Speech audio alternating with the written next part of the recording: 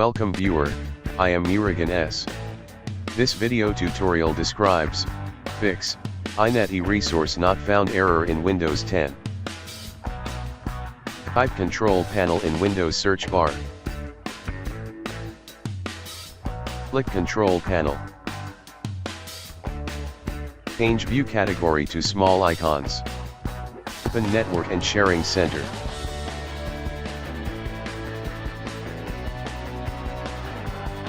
Open Internet Connected Network. Click Properties. Click Internet Protocol version 4. Click Properties. Click Use the following DNS server addresses. Type the value 8888. 8844. Click OK. Click Close. I hope this video tutorial helps to you. Please like, share and don't forget to subscribe my channel. Thank you very much.